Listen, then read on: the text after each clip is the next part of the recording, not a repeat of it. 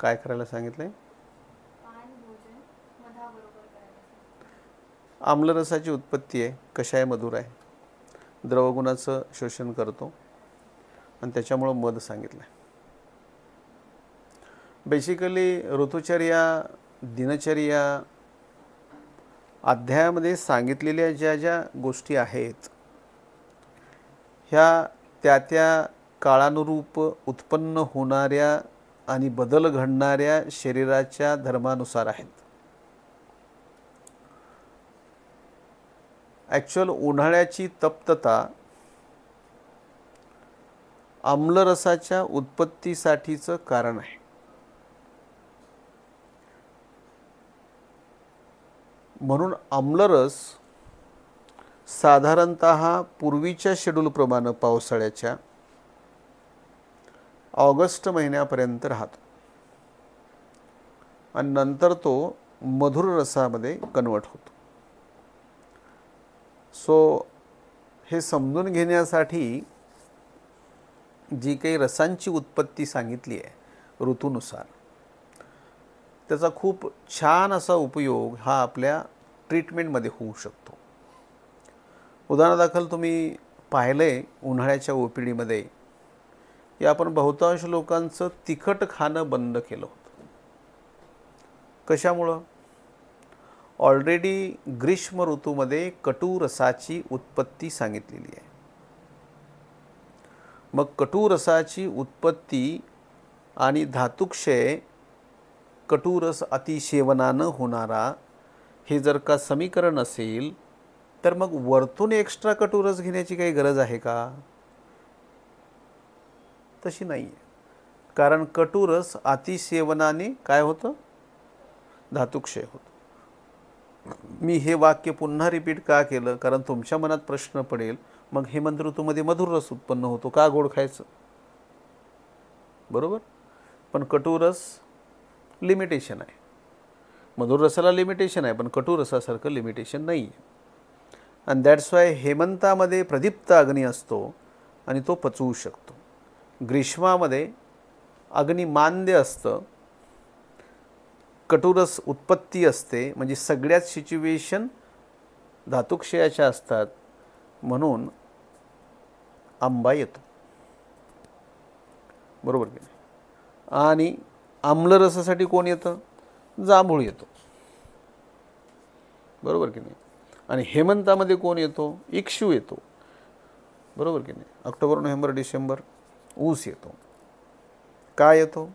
कारण तो आपण पचवू शकतो. ओके, पुढे कोणच राहिलं?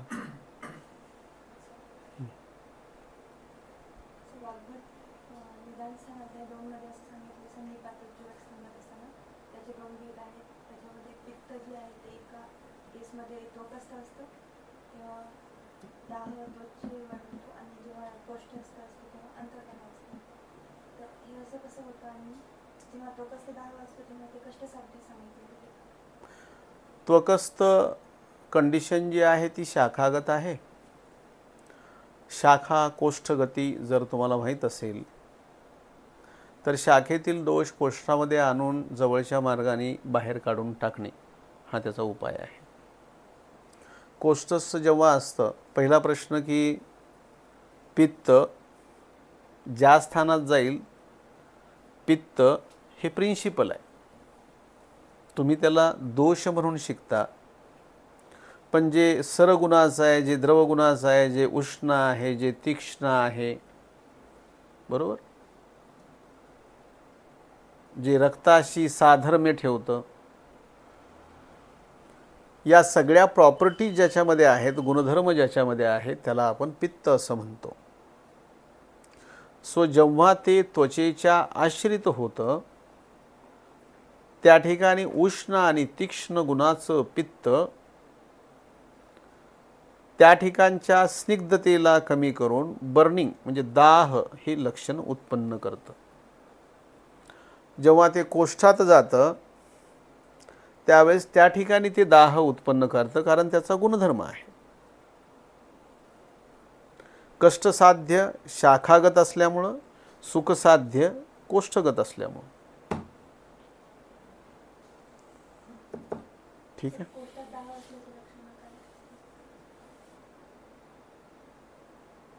कोष्ठात दाह असले तुला ओपीडीला उभं राहावं लागेल. पोटात गरम वाटतं, दुसरं काय असतं. पोटात आग पडते.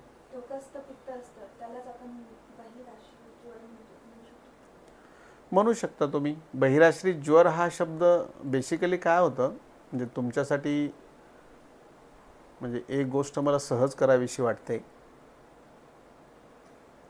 तुम्ही जेव्हा जेव्हा आजाराला आजाराचं नाव देता त्या त्यावेळी तुम्ही गुंतून पडता. तुम्ही त्वचाश्रित ज्वर म्हणा, सन्निपात ज्वर म्हणा, तुम्ही त्याच्या पलीकडे जाऊन तुमची दृष्टी जाते का?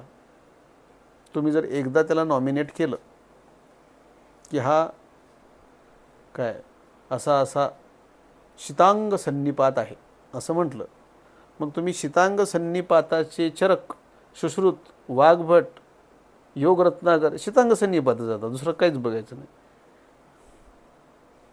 कुळीथ आहे की नाही, आम वातावर चालते. पित्तजलाय कुळीत आहे की नाही, कफजलाय कुळीत, सगळेलाच कुळीत. अच्छा, स्टिफनेस कुळीत.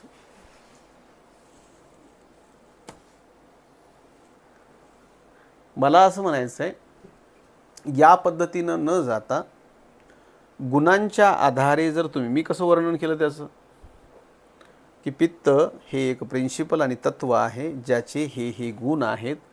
त्या त्या ठिकाणी जेव्हा हे जातं तिथे आपला उष्ण तीक्ष्ण गुणाचा प्रभाव टाकून तिथलं स्निग्धत्व कमी करून दाह हे लक्षण उत्पन्न करतं.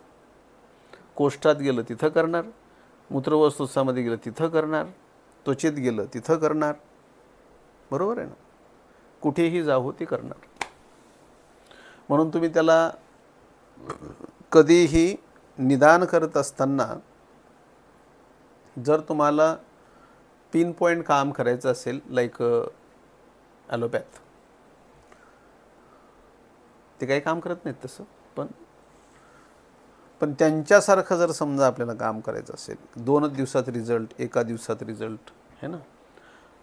आपल्या आयुर्वेदाचे रिझल्ट्स लेट मिळण्याच्या पाठीमागं ह्या सगळ्याच विचारधारा आहेत की ज्याच्यामध्ये अशा पद्धतीनं निदान करणं हे का नाही. एकदा नाव ठेवलं आम्ही, हे ग्रहणी होय, संपला विषय. आम्ही इकडे बघणार नाही, तिकडे बघणार नाही. कारण नाव कोण ठेवलं आहे? इज्जत आहे की नाही काही? मी होय तो ग्रहणी नाव ठेवलं, माझं निदान आहे की नाही, ग्रहणी आहे. समोरचा बकळ म्हणतोय की मला काही तसं होत नाही, नाही ग्रहणीच आहे. माझं निदान यक्ष्मा आहे, संपला विषय. कोणाचं निदान आहे? माझं. आणि त्याच्यामुळं आपण ओरिजिनल थीमकडे जात नाही. जेव्हा गुणांच्या आधारावरती तुम्ही विपरीत गुणेच्छेच्या हिशोबाने, स्त्रोतसाच्या हिशोबाने, धातूंच्या हिशोबाने, बेसिक फिजिओलॉजीच्या हिशोबाने निदान करता, त्यावेळेस तुमचं निदान सहजासहजी चुकत नाही. हां, त्याच्यातून तुम्ही ग्रंथ वाचा, एखादं लक्षण, बरोबर की नाही, एखादं लक्षण जर का पिन पॉईंट आला असेल तर त्याला तुम्ही दिमागात अधोरेखित करून ठेवा ना की हे लक्षण याच्यामध्ये येतं. सो तुम्ही जेव्हा ओपीडीत पाहता आपल्या, मी पेशंटला एक्झॅक्ट का सांगतो, तुम्ही हे खाल्लंय, बरोबर आहे, म्हणजे 95 तरी मार्क पडतात आपल्याला. का पडतात? यत्पिंडी तत् ब्रह्मांडी शिकून बसलोय. पोहे खाल्ल्यानं कुठं दुखतंय, टोमॅटो खाल्ल्यानं कुठं दुखतंय, जागरण केल्याने कुठं दुखतंय, बरोबर, किंवा चिडचिड केल्याने काय होतंय. म्हणजे हे तुम्हाला मग याला नॉमिनेट करण्याची गरज पडते का? तर वाटत नाही की बाबा हे याला हे स्टॅम्प बसलाच पाहिजे.